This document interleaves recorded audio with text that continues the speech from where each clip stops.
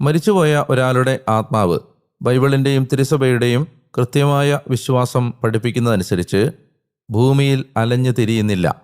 മരിച്ചവരുടെ ആത്മാക്കൾ മരണനേരത്ത് തന്നെ തനത് വിധിയിൽ പർട്ടിക്കുലർ ജഡ്ജ്മെൻറ്റിൽ അവർക്കായി നിശ്ചയിക്കപ്പെട്ടിരിക്കുന്ന സ്ഥലത്തേക്ക് വിധിക്കപ്പെട്ട് യാത്രയാവുന്നു. ഒന്നുകിൽ നരകം, അല്ലെങ്കിൽ സ്വർഗം, അല്ലെങ്കിൽ ശുദ്ധീകരണ സ്ഥലം.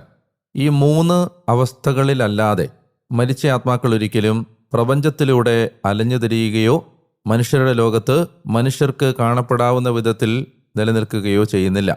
എന്നാൽ ദൈവം ചില പ്രത്യേക സന്ദർഭങ്ങളിൽ മരിച്ചുപോയവരുടെ ആത്മാക്കളെ ജീവിച്ചിരിക്കുന്നവരുടെ അടുത്തേക്ക് അവർക്ക് കാണാവുന്ന വിധത്തിൽ വെളിപ്പെടുത്തി കൊടുക്കുന്നത് ബൈബിൾ പ്രകാരം തെറ്റല്ല.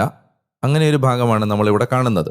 അതായത് ദുർമന്ത്രവാദിനിയുടെ മൃതസമ്പർക്ക വിദ്യയിലൂടെയല്ല സാമൂഹ്യത്തിൽ വരുന്നത്, മറിച്ച് എല്ലാ അർത്ഥത്തിലും ദൈവത്തെ നിഷേധിച്ച്